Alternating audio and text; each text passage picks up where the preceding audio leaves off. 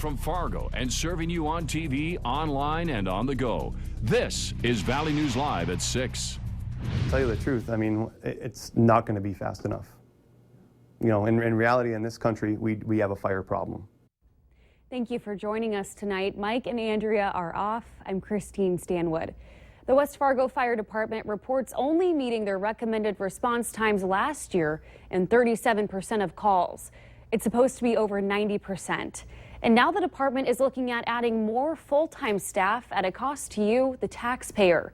In the midst of building more schools and rising taxes in other areas, Valley News Team's Bradford Eric talks with the fire chief about what this means for a city on the grow. We don't look at fire as the deadly issue that it is.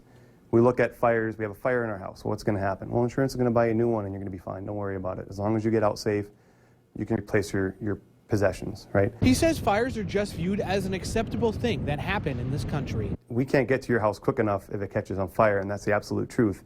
But what we do here is community risk reduction to make sure that that doesn't happen. We want to stop that fire. The best way to fight a fire is to stop it before it happens. Something Fuller never thought he would say. The department saw a 63% increase in calls from 2010 until 2015 and expects another up to 40% increase by 2020. We're trying to create a system that we're going to maintain our volunteers and drop the strain on them. And then hire more staff to meet the call volume.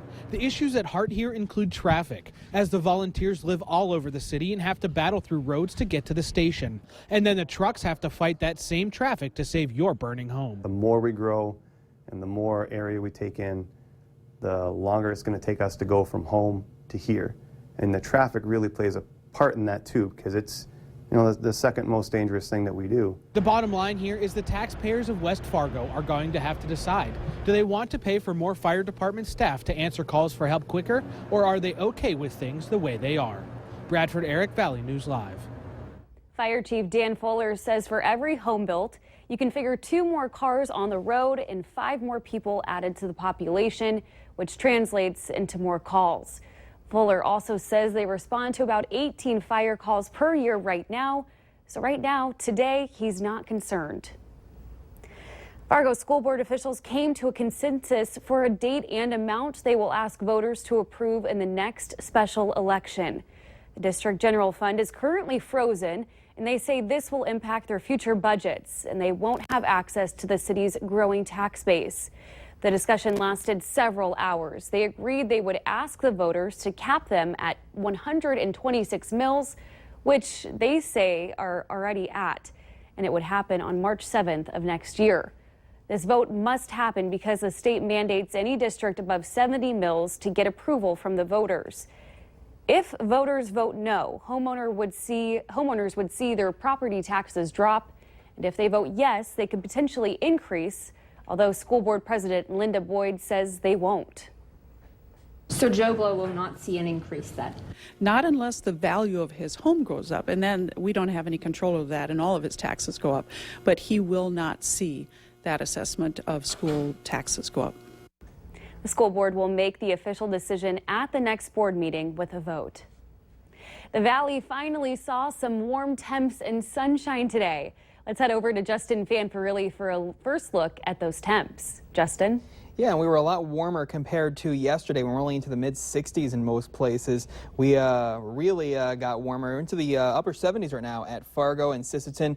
Grand Forks at 76, 73 at Valley City. The cool spot up toward Langdon and Devil's Lake still into the mid-60s for today. They're pretty cool because they're seeing some showers and thunderstorms out there, especially in a line from Devil's Lake reaching into Grand Forks County, putting on the lightning. As you can see, only a few strikes from this one. So if you're in the Michigan area or just to the south and to the east of Grafton, you might see some of this brief heavy rain and some lightning out there, but not a big deal. We can see mostly cloudy skies. The thunderstorms stay to the north in the Fargo area. Temperatures falling into the upper 60s as we go through this evening. We're tracking some severe weather as we go through Saturday night into Sunday. We'll have more on that coming up later in the newscast. All right, thanks, Justin.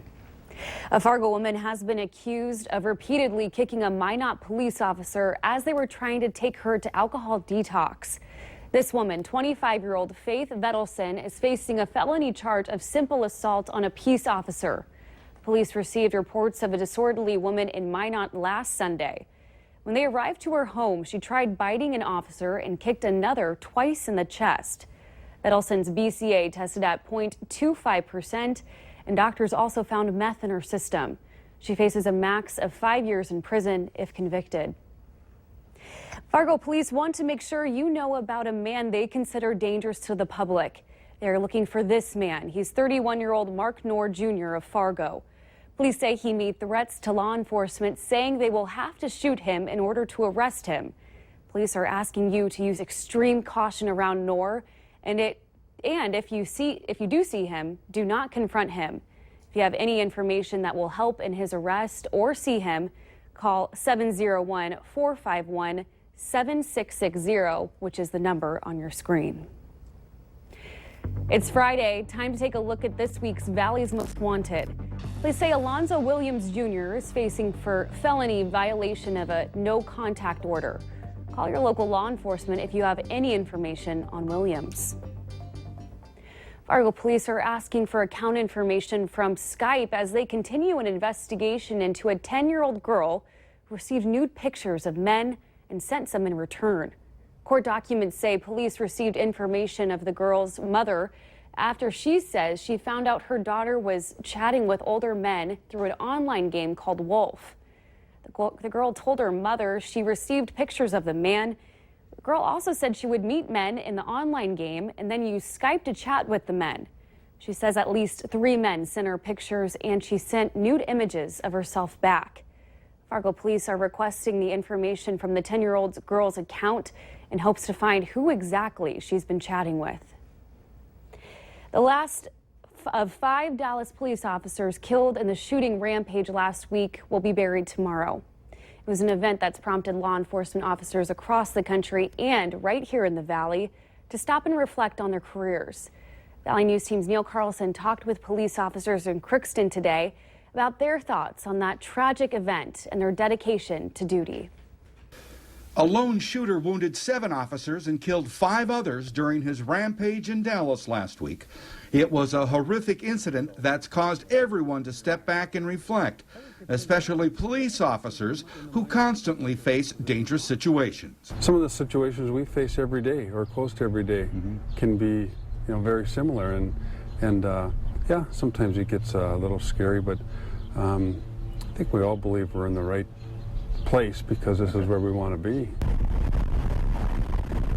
And police say folks around town have stepped forward during the past week to let them know they're appreciated. I was at the courthouse yesterday and I got a hug from a person of color, and they came from North Minneapolis, and they said, "You know what, officer, I'm not a fan of the police, but I sure appreciate you guys up here." And that meant a lot to me. That touched my heart.